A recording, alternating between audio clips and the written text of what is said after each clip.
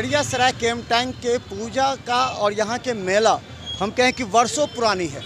यहाँ पूरी परंपरागत तरीके से पूजा अर्चना होती है, यहाँ मेला भी लगता है। और देखें सड़क के किनारे दर्जनों दुकानें जो हैं, देखें जलेबी की हैं, लड्डू की हैं, जो प्रसाद चढ़ाए जाते हैं।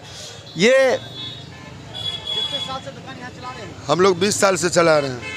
20 साल से यहाँ चला रहे हैं जी। अच्छा, क्या लगता है कि पहले की तुलना में अभी कितना ज़्यादा? उतना मेला में जान नहीं है, पहले अच्छा चलता था, अब उतना नहीं चल रहा है। बाजार चलेगा मगर माता रानी की कृपा है, सब ठीक ही रहता है। और क्या बोलिए? अच्छा ये बताइए कि क्या क्या चीज़ आप लोग दे रहे हैं प्रसाद में, किस चीज़ का ज़्यादा होता है? जलेबी, लड्डू, बतासा, मिठाई यही सब मिलता है। साथ ज़्यादा प्रसाद ज़्यादा चढ़ता है मैया का। तो अब दुकानें ज़्यादा खुलने लगी? जी, दुकान भी थोड़ा ज़्यादा हो गए हैं। पिछले साल से 1-2 दुकान ज़्यादा भी है। मेला भी थोड़ा काफ़ी लगा हुआ है अच्छा से। अब इस बार जैसे बाजार हो। तो चलिए देखिए, एक बार बारिश हो गई थी और ये देखिए यहाँ पर ये देखिए तमाम प्रसाद की वो सामग्री है जिसे भक्तजन आते हैं, खरीदते हैं यहाँ पर।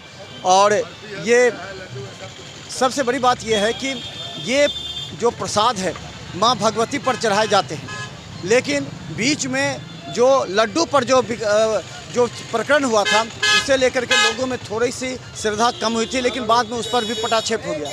तो लड्डू किससे बना रहे हैं इस बार? लड्डू हम लोग बनाते हैं बेसन के बुनिया से, शुद्ध घी का, बेसन रिफाइन से बना? जी, शुद्ध रिफाइन। चलिए ये तो है, कम से कम बोल देते हैं कि रिफाइन का है, नहीं तो घी के नाम पर भी कई जगह आपने देखा लड्डू प्रकरण। तो ये पूरी तरह यहाँ देखा, एक बार दिखाइए अजीत, पूरी तरह यहाँ दुकानें सजी हैं, लोग पूजा अर्चना कर रहे हैं। और देखिए यातायात व्यवस्था भी सामान्य है, क्योंकि ये वो यातायात व्यवस्था है जिसे लेकर के प्रशासन ने पहले ही सभी पूजा समितियों को कह दिया था कि आप जो है सो शांति व्यवस्था बना के रखें।